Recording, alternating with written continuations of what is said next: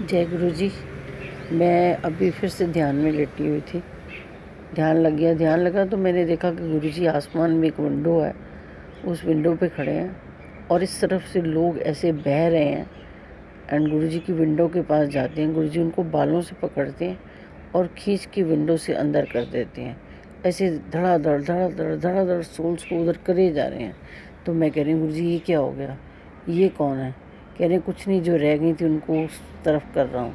और ऐसे कर रहे हैं जैसे नीचे से सर से पकड़ते हैं उनको बालों से और उस तरफ फेंकते हैं, जैसे किसी को चीज़ को उठा के फेंक रहे हैं।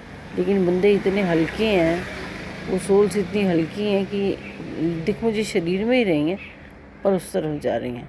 मैंने कहा गुरु जी ये क्या है, कितनी धरती गंदी है जिसे आप साफ़ कर रहे हो। कहते करना पड़ता है, रब धरती पे आया, हाथ पे हाथ धर के थोड़ी बैठने आया, मैं अपने काम करने आया हूँ।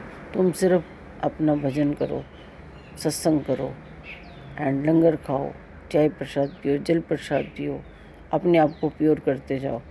प्योर जैसे जैसे प्योर हो गए वैसे वैसे तुम ये सारी धरती की जितनी मैल है ना, इसको मैं अपने आप हटाता जाऊंगा और तुम्हें दिखाऊंगा कि मैं कैसे साफ़ कर रहा हूँ।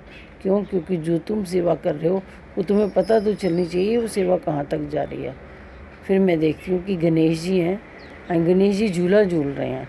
एंड झूले के ऊपर ना पूरा जैसे गणेश जी का दरबार होता है ना, दरबार में गणेश जी हैं और दोनों चार वो चेन्स लगी हुई हैं और वो झूला है। उसके बाद मैं देखती हूँ जो मंदिर वाले गणेश जी हैं ना, वो वाले गणेश जी आकर के बैठ जाते हैं। मतलब जैसे मूर्ति है बिल्कुल वैसे ही आके बैठते हैं। तो मैं कहती हूँ ये तो बड़े मंदिर वाले गणेश जी हैं। तो कहते हैं इसीलिए तो वहाँ पे इसको बिठा रखा है, ये सबसे पहले उसके दर्शन करो।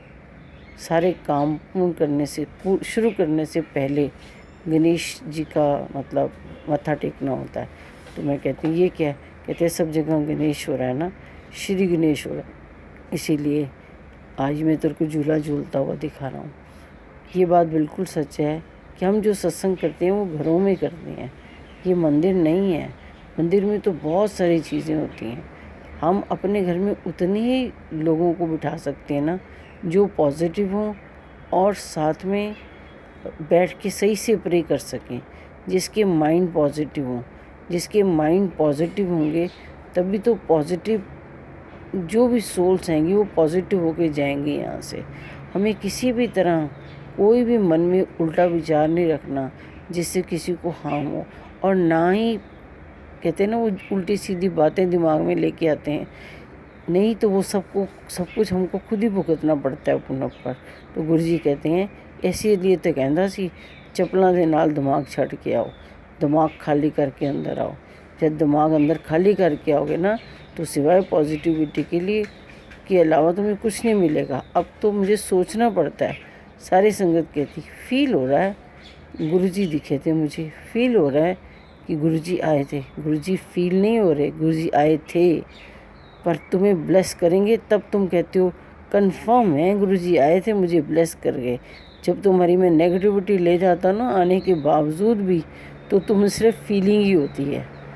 क्यों? क्योंकि नेगेटिविटी जा रही है, उसका ढेर जो लगा रखा है पास, इसलिए ब्लेसिंग्स नज़र आ रही हैं। जो नेगेटिविटी लेके जा रहा हूँ वो किसी को नज़र नहीं आ रही। हर थोड़े दिन में कोई कह देता है मुझे लगता है, मुझे फील हो रहा है फ़ोटो में गुरुजी ना हंस रहे थे, फ़ोटो में ना गुरुजी का चोला हिल रहा था, फ़ोटो में ना ये हो रहा था।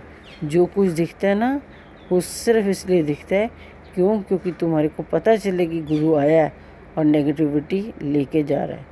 जिस दिन सब कुछ प्योर हो जाएगा ना उस दिन दिखने भी लग जाऊँगा और ये भी कहना बंद कर लोगे कि फ़ील हो रहा है। फ़ील नहीं हो रहा तब ब्लेस करने आता हूँ। क्यों? क्योंकि वो ब्लेसिंग नज़र आती है ना। तो अपना भी लेवल ऊपर करो और अपने आसपास वालों का भी लेवल ऊपर करो और गुरु की महिमा को समझने की कोशिश करो। वो तभी समझ आएगी जब दिमाग खाली होगा। दिमाग में फतूर गंद भरा पड़ा है जिसकी वजह से तुम्हें कुछ नज़र नहीं आता।